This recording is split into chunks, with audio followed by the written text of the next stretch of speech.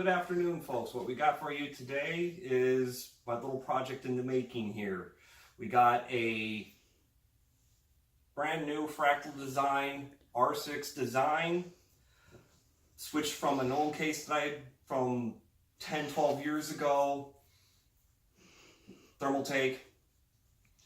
Was kind of looking at getting my hands on an EVGA DG77 case. Problems that I was running into with that is it just does not have the hard drive space I was looking for. Very easy to work with from what I could see from all the reviews. People had issues with the size of the case for hard drive space and stuff like that. Also, some of the features on there just weren't up to par. So my overall choice was this wonderful Fractal design, R6 design.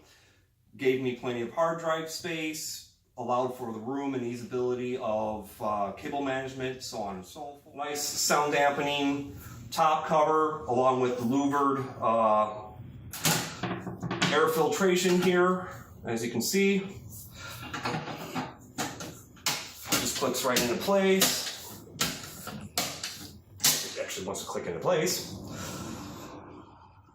Nice tempered glass front panel.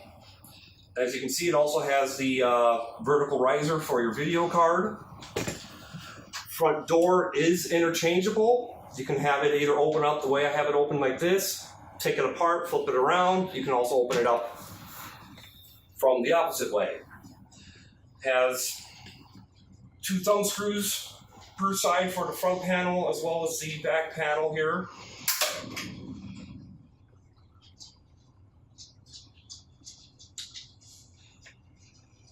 And then it just has 2 compressions that lock it into place. One right here, one right there. They lock into place nice and neat. And nice vertical riser, good full-length shroud for the power supply. Another nice feature about this is you can remove this so you can put the water cooler instead of up here how I have it in the front. So, with the front, nice feature about the front, this door here, as I said before, does allow you to swap it. Got a couple screws here and here, pop those out, switch it over to the other side, and it'll open up the exact opposite way. You got your air filtration louvered system here, your fans, which these will be pulled out to fit the 280 millimeter water cooler. Nice ease to clean as well. Just pull it out, wash it, let it dry out, put it right back into place. So you got your 3.0 USBs on my left, your right. 2.0s, the power button, which is nice and big. The light shows up through here for both power and the hard drives blinking. Your reset button, which you can press with your finger, or if you don't like to do that, use like a pen or something. And then your headphone jacks here. And then around the back, you have your I/O panel, the slots, which are nice and firm fit. You got your vertical riser, pops out here and here. This comes out a little bit, allows you to lift it up and move easily to fit it. You got your removable hard power supply pin here, bounce screws there, and then this just slots into place. You then have your back panel, same setup as the front tempered glass panel. Just come out, fits into place, drops off with sound dampening on it as well. And SSD mounts, the hard drives, which are position adjustable, your PWM control board, and our nice power cable management system. It comes with these 2 straps here and here. Reorganize. We've got grommets for here and here, 2 grommets up on top, and you can still see the power supply, shrouds for the nice front, so where everybody sees. Cable management all along through here.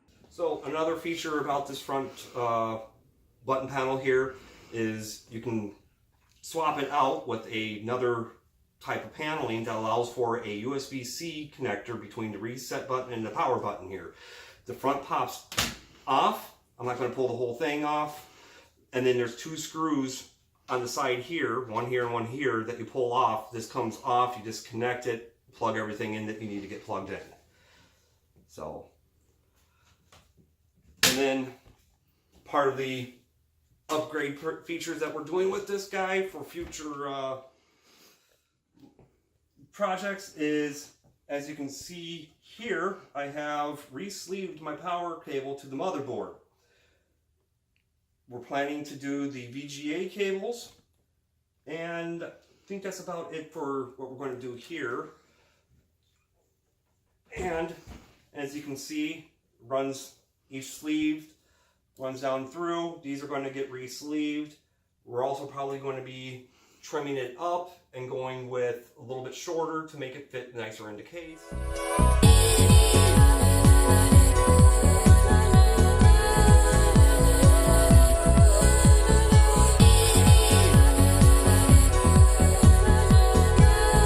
So the issue here is we originally had them set on quiet or silent. I can't remember which one comes it on. Having some big issues. We allowed the motherboard to control the fans on this last iteration after we polished the bottom of his block to a high, a real nice finish, a real nice, copper finish. It did help with a couple degrees of cooling, but I'll let you guys hear the sound here. And CoolerMaster is saying, they're not sending out fans to replace stuff like this, and this is just kind of appalling. You pay $140, $130 for an AIO, and this is the quality you get? CoolerMaster, come on. I'd like a response from you guys, maybe a manufacturer's response, taking some type of credit. We're not the only customers having this issue, so, we will show you what's going on here. I'm going to power the computer on.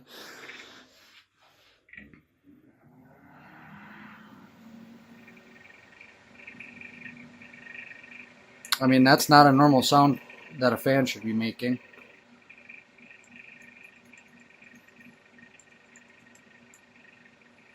And we've checked to see if they were over tightened, if, the fan makes the noise without being in or attached to the 280 cooler. As you can see, you can kind of hear it when it's spinning up.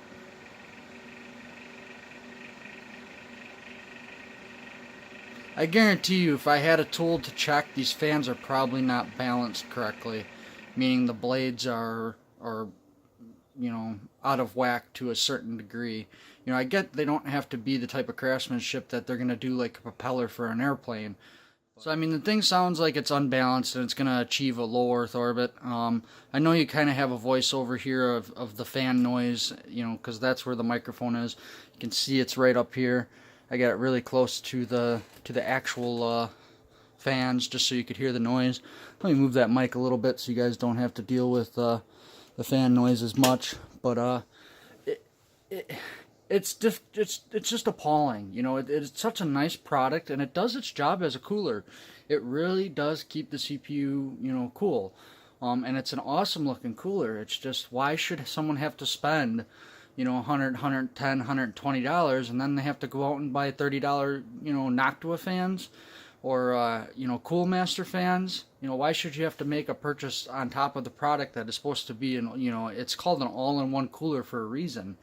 It kind of defeats the purpose of all-in-one CoolerMaster. So I would really like a response from you guys, and I will upload this to YouTube, and you guys can, either give us a response or not.